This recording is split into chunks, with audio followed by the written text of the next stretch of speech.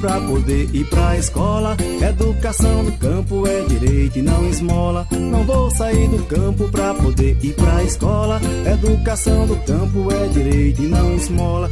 O povo camponês, o homem e a mulher, o negro quilombola com seu canto de afoxé, ticuna, caeté, castanheiro, seringueiro, pescadores e poceiro, com certeza estão de pé. Não vou sair do campo pra poder ir pra escola. Educação do campo é direito e não esmola. Não vou sair do campo pra poder ir pra escola. Educação do campo é direito e não esmola. Cultura e produção, sujeitos da cultura, a nossa agricultura pro bem da população. Construir uma nação, construir soberania pra viver um novo dia com mais humanização. Não vou sair do campo pra poder ir pra escola. Educação do campo é direito e não esmola. Não vou sair do campo pra poder ir pra escola. Educação do campo é direito e não esmola.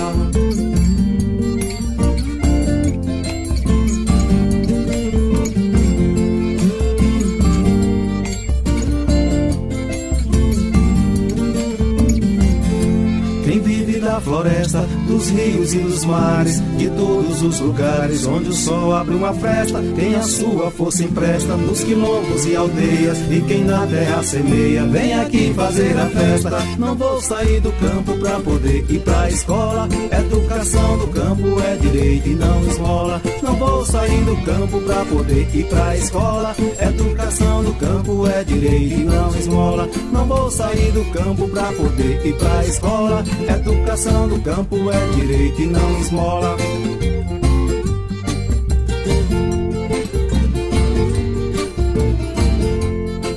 Bom dia, caros ouvintes. Estamos aqui nesta manhã para darmos início a mais um programa do projeto Vozes do Campo. Espero que os ouvintes participem e gostem muito do tema abordado no dia de hoje.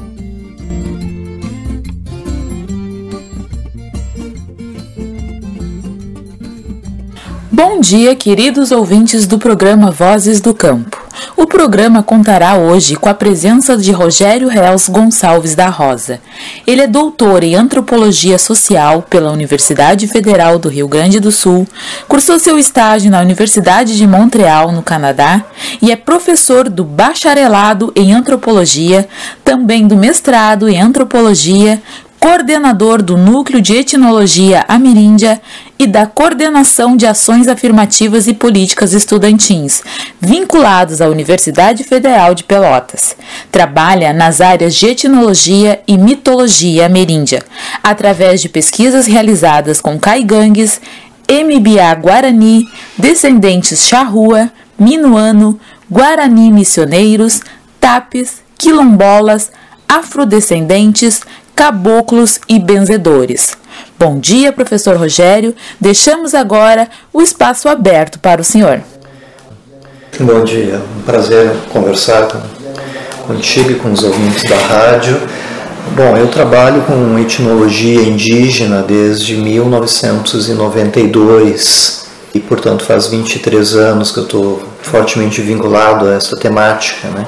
Eu iniciei trabalhando, a minha dissertação de mestrado, vamos dizer assim, foi relacionada a toda uma discussão sobre a percepção da morte, vamos dizer assim, e a ligação disso com o imaginário, né, pelos Caingangue. O nome da minha dissertação de mestrado é A Temporalidade Caingangue na Espiritualidade do Combate. E tem um detalhe importante deste trabalho, foi que eu, pela questão da morte, eu consegui juntar 3 aspectos que até então eram separados, vamos dizer assim, em linhas gerais pela antropologia. Eu trabalhei com as narrativas de origem deste coletivo, trabalhei com a questão do ritual, em especial um ritual chamado Ritual do Kiki, que é um culto aos mortos realizados pelos Caingangue, e um terceiro capítulo, né, foi a questão da perda da terra. Então eu tratei a questão da perda da terra também como uma situação de uma dramática, de um desaparecimento, vamos dizer assim. Com isso eu consegui alinhavar 3 aspectos muito importantes, né, da vida dos Caingangue que até então eram tratados separadamente. Por exemplo, a questão da cosmologia e de um ritual tradicional com a questão de uma demanda fundiária, a terra indígena. Então, ao perceber, ao traçar conceitos comuns nestas 3 experiências, eu acredito que o meu texto tenha trazido uma contribuição no sentido de não separar, né, pensar numa escala econômica ou sociológica, fundiária, o desaparecimento da Terra, mas pensar esse desaparecimento da Terra a partir de categorias que também são da ordem da cosmologia dessas sociedades. Né? Então isso me parece, foi uma contribuição importante. Disso eu vou para a minha tese de doutorado, foi uma outra experiência muito rica. Os Caingangue, eles estabelecem estreito contato com a nossa sociedade e se colocava uma pergunta: o xamanismo Caingangue existe, vamos dizer assim, ele não está permeado em demasia pelo catolicismo popular? Então havia uma ideia de que os Caingangue estariam perdendo características da sua prática xamânica em detrimento, né, do ingresso do catolicismo popular. E aí aconteceu uma experiência, um encontro muito importante na minha vida profissional e pessoal. Eu estava dialogando com o seu Jorge Garcia, enfim, um ilustre Caingangue que vive na terra indígena Nonoai. Eu tinha uma lista de nomes, né, de antigos Cuyã. Cuyã é o xamã Caingangue, né? É o nome que os Caingangue atribuem para o seu xamã. Então eu tinha uma lista de nomes de Cuyã. E aí eu começo a perguntar para o seu Jorge, tudo, né? Seu Jorge, o seu José, ele é Cuyã? Aí o seu Jorge me respondeu o seguinte: não, Rogério, o José, ele não é Cuyã, ele é do sistema Cuyã. Então, ao fazer essa pergunta, eu me dei conta que haviam 2 conceitos. Um é o Cuyã e o outro é o sistema Cuyã. Não necessariamente para tu participar do sistema Cuyã, tu tenha que ser um Cuyã. Como os Caingangue estabelecem então fortes contatos, eu pensei, bom, mas seu Jorge, o que veio depois do sistema Cuyã? E aí ele me respondeu: veio o sistema Caboclo. E aí com esta entrevista e com esse diálogo, eu consegui entender o que veio a ser a conclusão da minha tese de doutorado, que o complexo xamânico Caingangue, ele é formado por 2 sistemas, o sistema Cuyã e o sistema Caboclo. É a conexão destes 2 sistemas que me possibilita entender por que quando eu converso com o seu Jorge, ele me diz: olha, Rogério, o meu espírito auxiliar é o Jaguar e o Santo Antônio. Claro que o Jaguar está ligado ao sistema Cuyã, que está fortemente imbricado pela ideia da floresta, e o Santo Antônio está conectado com o sistema Caboclo, onde, né, se origina a partir de um panteão do catolicismo popular. Então, o que possibilita que dentro do xamanismo Caingangue, jaguares e Santo Antônios e santos do catolicismo popular trabalhem juntos, vamos dizer assim, é exatamente essa conexão destes 2 sistemas, o sistema Cuyã e o sistema Caboclo. Né? Então, isso acabou dando origem à minha tese de doutorado, enfim, foi um trabalho bastante extenso, me ocupou durante anos, e depois disso eu segui trabalhando e aprofundando, vamos dizer assim, dados da ordem do xamanismo Caingangue e percebendo com uma nitidez cada vez maior, a partir das entrevistas, da importância da floresta para esse sistema cosmológico, vamos dizer assim, né? Os Caingangue me dizem assim, né? Porque um dos pressupostos básicos de uma relação da ordem do xamanismo é o trabalho auxiliar, vamos dizer assim, de um espírito auxiliar, eles chamam de guia, às vezes. Né? Isso até é uma característica que vai diferenciar o xamanismo do neo-xamanismo. Só pode pensar o xamanismo considerando que terão auxiliares, terão espíritos, né, que trabalharão, por exemplo, no mundo invisível, na ordem das relações espirituais, certo? E das doenças espirituais, vamos dizer assim. Porque para os Caingangue há 2 modalidades de doença. A doença do branco, por exemplo, pneumonia, uma bronquite, né, diabetes, isso são doenças do branco, portanto elas podem ser curadas, né, por um médico ligado à medicina ocidental. Mas a medicina ocidental ela não dá conta das doenças espirituais, por exemplo, ataques de espíritos, feitiços. Então a medicina ocidental não tem uma tecnologia, e nunca terá possivelmente, que dê conta, né, de doenças dessa ordem. Tristeza, melancolia. Tristeza, melancolia, exatamente. Essa ideia de tristeza, melancolia, o que nós poderíamos até chamar dentro da nossa tradição de uma depressão, ganhará uma nomenclatura outra, enfim, né, terá, vamos dizer assim, será pensada, né, por exemplo, considerando a ordem espiritual. Então poderá ser alguém que tenha enviado um espírito, enfim, que tenha, né, um feitiço, melhor dizendo, que tenha a partir disso desencadeado um processo de profunda tristeza e de depressão, vamos dizer assim. Então aí entra um pouco do trabalho do antropólogo, de tentar entender as categorias, que nós chamamos as categorias êmicas, as categorias nativas, como os grupos que nós estamos trabalhando, eles pensam as suas categorias e respondem, inclusive, a partir delas. Esse é o grande desafio que se coloca para nós, enquanto etnólogos e antropólogos, vamos dizer assim. Tá? E essa ideia de feitiço, ela está presente entre os grupos indígenas, entre os Caigangue? Enormemente, sim. Bom, primeiro eu diria que é uma categoria que é universal, né? Ou seja, quando nós estamos numa parada de ônibus e ali enxergamos um decalque, né, de uma cartomante que traz o nosso, né, traz o amor, enfim, em 3 dias, evidentemente que ali nós estamos operando, né, com uma matriz, vamos dizer assim, que é oriunda de uma matriz indígena ou de uma matriz afro. Né? Nós estamos ali, digamos, a partir da constatação desse decalque, anunciando um trabalho de uma profissional ou um profissional nessa ordem de problema, vamos dizer assim, evidente que um profissional dessa ordem está fortemente imbuído de uma matriz indígena e afro. Eu considero que essa é a grande contribuição destes povos, uma das grandes contribuições, melhor dizendo, né, para, inclusive, a diversidade brasileira. Por isso que a medicina ocidental ela não explica todos os tipos de doença. Né? Vamos dizer assim que nós, enquanto brasileiros, latino-americanos, somos afetados. Uma série de doenças, né, são oriundas das relações dos seres com os seus espíritos. O pressuposto básico dessas duas matrizes, e considerando inclusive uma matriz tradicional, onde nós poderemos incluir inclusive pescadores artesanais, né, é a ideia de que todos os seres são portadores de espíritos. Enquanto o pensamento ocidental separa, ou seja, somente humanos, né, nós, homens e mulheres, temos alma, temos espírito, e todos os demais seres não têm, logo nós podemos usufruir deles como bem entendermos, construímos rodovias, ferrovias, hidrelétricas, etc., porque a natureza toda está à nossa disposição, eles estão na ordem da natureza e nós na ordem da cultura.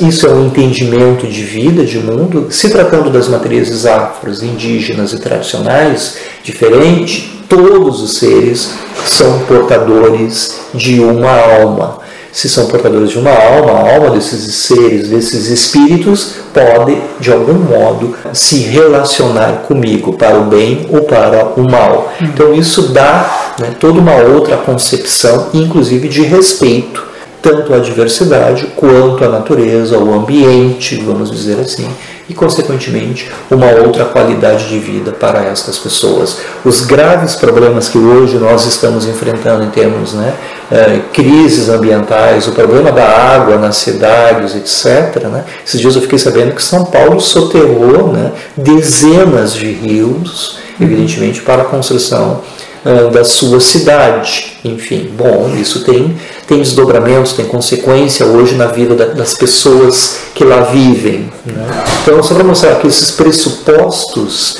digamos assim, da ordem do xamanismo, da cosmologia, né, de uma visão de mundo, tem desdobramentos diretos, né, sobre a qualidade de vida das pessoas.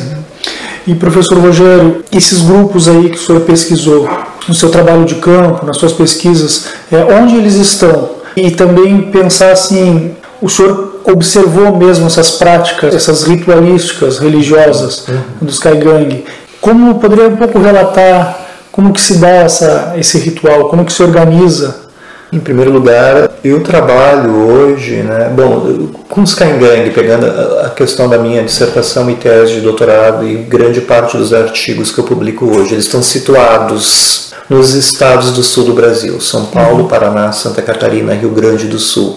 O próprio município de Rio Grande recebe uma comunidade Caingangue nos meses de verão para comercialização de artesanato. Em Porto Alegre nós temos uma série de aldeias. Desde São Paulo, então, até o Rio Grande do Sul. Até o Rio Grande do Sul. Também já ocuparam o espaço de Misiones, na Argentina. Né? Então há sítios arqueológicos que atestam, né, para uma presença Caingangue, uma presença G, né, que é o tronco linguístico que agrega, né, os Caingangue, os Xoclen, outros grupos, né, vinculados pela língua, vamos dizer assim. Então vivem no sul do Brasil. É claro que hoje, por conta, né, da possibilidade, em termos da abertura de vagas para estudantes indígenas, nós temos Caingangue hoje no estado do Pará, estudando na Universidade Federal do Pará, fazendo, né, os mais diversos cursos por lá, então, consequentemente, ampliando a sua concepção de território, etc. Né? Quando eu venho para o FIPEL, isso já se fazem 10 anos, aqui, então, além de trabalhar com os Caingangue, eu começo, de algum modo, também a me relacionar, a pesquisar, a orientar, né, projetos e pesquisas com os Imbiá-Guarani, com comunidades quilombolas. Agora, neste momento, estamos abrindo 10 vagas específicas para estudantes indígenas e para estudantes quilombolas, enfim. Então, se amplia, vamos dizer assim, né, o meu universo, né, de percepção e de pesquisa, né, para outros povos. Eu tive a oportunidade de orientar uma dissertação de mestrado da Angelita Soares, por exemplo, que ela trabalhou com os pescadores da colônia Z3. Aí entra um cruzamento com a área da mitologia que é fantástica. Então, no trabalho da Angelita aparece, por exemplo, toda a relação dos pescadores, em especial das mulheres, com bruxas e lobisomens. Né? Como é possível esta relação? Quais são, né? Como se origina, quais são as consequências dessa relação, como isso acaba orientando a vida destas pessoas. Então foi uma contribuição notável da Angelita, inclusive para nós pensarmos, né, políticas públicas. Porque quando eu entrei na antropologia, nas ciências humanas, era isso que eu estava colocando antes com a minha dissertação de mestrado. Né? Uma coisa era tu discutir a espiritualidade, a cosmologia, a visão de mundo. Parece que isso era um mundo à parte, né, das relações que estas mesmas pessoas têm em relação ao Estado, a questão de drogadição dos jovens, a perda de terra, a questão de saúde, etc. A antropologia mudou, se transformou, e hoje ela consegue juntar estas coisas. Seria então um pouco de pensar a função social do conhecimento? Né? Com certeza. Por exemplo, as pessoas não falam, pegando aí, né, já que este projeto está fortemente imbricado, por exemplo, com São Lourenço, onde há uma série de pescadores artesanais, por exemplo. Né? Quando se fala em bruxa e lobisomens, as pessoas não falam de bruxas e lobisomens apenas para entreter ou para assustar as crianças. Né? Isso tem desdobramentos, né, na vida, inclusive íntima das pessoas, a questão de, né, como são concebidos homens e mulheres, a divisão sexual do trabalho, a visão de mundo, né, destas pessoas, etc. Então há um pensamento extremamente, eu diria, complexo, bonito, que junta, era o que eu estava colocando antes, né, junta personagens humanos, homens e mulheres, e personagens não humanos. Quando eu estava falando dos Caingangue, eu estava falando de espíritos, da onça, por exemplo. Quando eu pego pescadores artesanais, eu estou falando de bruxas, lobisomens, anjinhos, assombrações, a mulher de branco, enfim, uma enormidade de personagens que estão na ordem da invisibilidade e que nós podemos entender que tem pontos, aspectos em comum com a ordem da espiritualidade de que nos falam dos povos ameríndios. Então, isto é uma coisa fantástica. Assim, nós temos que entender que há diferentes visões de mundo. O capitalismo é uma delas. Né? Claro que o capitalismo incide sobre todas as nossas vidas, mas dentro da antropologia ele é uma visão de mundo entre outras. O capitalismo tem características, enfim, por exemplo, a produção da mais-valia, etc., né, que se colocam de um modo diferente para outros povos e para outras visões de mundo. Então, quando nós pensamos uma dada cultura a partir do capitalismo, nós temos que tomar uma certa atenção, para que não necessariamente o capitalismo para índios, quilombolas e pescadores artesanais seja o modelo que oriente as suas vidas. Claro que todos nós precisamos, né, nos alimentar, ter direito ao lazer, dinheiro na carteira, etc. Mas para além deste aspecto econômico, há outras motivações que orientam as nossas vidas, que nos faz pensar em relação ao mar, à laguna dos patos,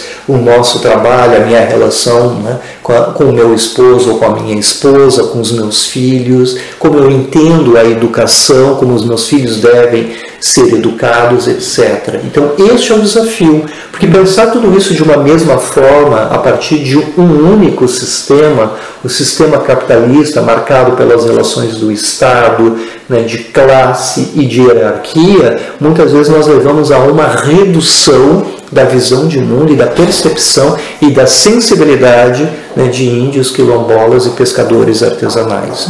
Então, quando nós vamos trabalhar com essas pessoas, nós temos que primeiro entender a lógica destas pessoas, para depois pensarmos, inclusive, quais são as políticas públicas, né, de que modo nós podemos traduzir políticas públicas adequadas para atender às demandas que estas pessoas estão nos trazendo. O senhor falou em políticas públicas e os trabalhos, né, atuais aí dos antropólogos, eles caminham nessa direção, né, no sentido de estar atento às políticas públicas e de construir novas políticas e de propor, né, juntamente com esses povos tradicionais, entre eles os povos indígenas. Né? Então, e existe uma série de trabalhos atualmente produzidos nessa linha, nessa direção. Com certeza. Isso eu diria que é o esforço que a antropologia realiza. A antropologia não é levar a nossa visão de mundo, né, levar a ciência para as pessoas. Em linha, claro, eu estou fazendo algumas generalizações, nós temos também a antropologia da ação, etc. Há uma série de conceitos aí, mas em linhas gerais a antropologia ela vai até as pessoas para entendê-las, compreendê-las, né, em termos dos seus modos de pensamento, pensar estes modos de pensamento, de vida, de relação com o espaço, de relação com a espiritualidade, por exemplo, traz isso, né, e tenta de algum modo equacionar em termos de conceitos, vamos dizer assim, que oriundam, né, novas políticas públicas, modos mais sensíveis de nós pensarmos a realidade destas pessoas. E os trabalhos em si, em relação aos povos indígenas, também existem propriamente pessoas da etnia, né, de etnias étnicas indígenas mesmo, que já estão desenvolvendo pesquisas e trabalhos, né? Pensando nessa relação da educação, né? E pensando no acesso à educação dos povos indígenas e de que eles mesmos, então, hoje, através dessas ações afirmativas, então, entram na universidade, acabam se formando, fazendo pós-graduação, então, os próprios indígenas pensando a sua própria realidade. Exato. Né? Buscando uma mediação, vamos dizer, eu diria assim, né, do seu saber, o seu saber marcado, enfim, pela oralidade, marcado, né, pela sabedoria dos mais velhos, marcados, e isso é muito importante, pela floresta. Isso gera uma série de conceitos, eles trazem isso, que é uma grande riqueza, vamos dizer assim, e eles, de algum modo, buscam uma mediação desses saberes com um saber, né, que se origina a partir da ciência e da universidade. Né? Então é uma combinação desses diferentes saberes. Eu considero extremamente desafiante nós pensarmos em um estudante indígena e quilombola, por exemplo, que ingressa, por exemplo, num curso de medicina ou num curso de psicologia, né? E a conexão dessas duas ordens de saberes. Né? Eu converso com os meus interlocutores na região norte do Rio Grande do Sul. É inacreditável o nível de detalhamento, de conhecimento que estes velhos detêm sobre a floresta. Tanto em termos, né, dos seres que habitam a floresta, as diferentes espécies, o uso de remédios do mato, né, são dezenas, centenas. Né? Então se referir aos indígenas hoje como povos da floresta ainda está correto. Corretíssimo. Embora, inclusive, a floresta esteja em desaparecimento, mas estes saberes ainda continuam. O desafio é nós pensarmos como jovens indígenas hoje, que já não têm a floresta ao lado da sua casa, por exemplo, né? O que isto gerará de transformação na sua ordem de pensamento. Mas nós ainda conseguimos acessar velhos que viveram, construíram casas na floresta, vamos dizer assim, né? Eu converso muito com um interlocutor, o seu Jorge, ele fala: olha, Rogério, por diversas vezes eu já olhei para um jaguar, uma onça, olho no olho, vamos dizer assim, né? E é uma experiência muito forte, né? Algo que efetivamente, né, é muito difícil que ocorra hoje, né, com os mais jovens, tendo em vista a derrubada das florestas e, consequentemente, da expulsão desses animais desse nicho ecológico, né? Então, é claro que, por exemplo, essa onça que o seu Jorge encontrou, que é um animal da floresta, tem um enorme impacto sobre o pensamento do seu Jorge. Então, o seu Jorge, ele é um cuiã, ele é um xamã. E qual é o seu espírito auxiliar? A onça. Era o que eu estava colocando anteriormente. E isso é muito interessante. A onça trabalha para o seu Jorge Garcia. É ela, a onça, que mostra, que indica para o seu Jorge Garcia qual é o remédio do mato que ele deve usar, enfim, indicar para uma dada pessoa, né, cumprir um dado tratamento terapêutico, vamos dizer assim. Então isso mostra que uma igualdade, uma simetrização, como né, palavra que nós usamos na antropologia, entre a ordem humana, no caso do seu Jorge, com a ordem não humana, neste caso uma onça. Né? Então tem uma troca de saberes e muitas vezes é a onça, em termos hierárquicos, quando isso se coloca, o saber não é do seu Jorge para a onça, é da onça para o seu Jorge Garcia. Então isso mostra, né, que tem que se respeitar os animais que vivem na floresta, além da própria floresta. Tu não pode derrubar impunemente uma floresta, está prejudicando a si e a nossa, né, e a sociedade como um todo. Pensamento este que agora no Ocidente, né, nas nossa sociedade, nós estamos nos dando conta, né, e isso já é um preceito, né, basilar dos povos ameríndios. Mas agora nós temos aqui muitas reservas indígenas, né? Muitas áreas de proteção que são territórios aí desses indígenas, né? E como é que está essa questão aí, essa discussão política em torno da terra indígena? O senhor tem algum conhecimento, alguma informação aí para nos passar? Bom, sem sombra de dúvida, a questão da terra indígena, ela é central na vida dessas pessoas. Né? Veja, eu comecei falando da minha dissertação, a questão da cosmologia e indo para a questão do desaparecimento das terras. Então, quando nós vamos conversar com chefes políticos, Caingangue, Guarani, Xoclen, né? Com líderes espirituais, vamos dizer assim, a demanda de terra ela é preeminente, vamos dizer assim, é urgente. Né? Nós temos uma série de movimentos indígenas reivindicando, né, demarcação de terras indígenas. Muitas das nossas cidades, né, outrora, algumas décadas atrás ou alguns séculos atrás, fazia parte do território indígena Caingangue, Guarani, Xoclen, Charrua, inclusive, né? etc. Né? Então é uma questão muito forte. Né? Houve a demarcação, né, de algumas aldeias, enfim, mas isso ainda está muito aquém, né, em termos da necessidade destas pessoas, enfim.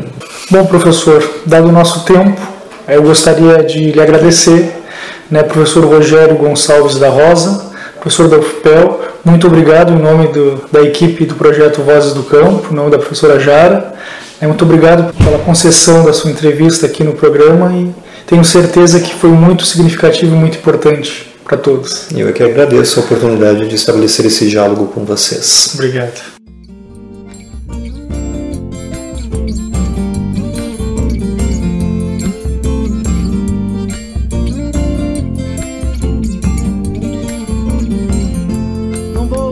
campo pra poder ir pra escola. Educação do campo é direito e não esmola. Não vou sair do campo pra poder ir pra escola. Educação do campo é direito e não esmola. O povo camponês, o homem e a mulher, o negro quilombola com seu canto de afoxé, ticuna, caeté, castanheiro, seringueiro, pescadores e poceiro, com certeza estão de pé. Não vou sair do campo pra poder ir pra escola. Educação do campo é direito e não esmola. Não vou sair do campo pra poder ir pra escola. Educação do campo é direito e não esmola. Cultura e produção, sujeitos da cultura, a nossa agricultura pro bem da população. Construir uma nação, construir soberania pra viver um novo dia com mais humanização. Não vou sair do campo pra poder ir pra escola. Educação do campo é direito e não esmola. Não vou sair do campo pra poder ir pra escola. Educação do campo é direito e não esmola.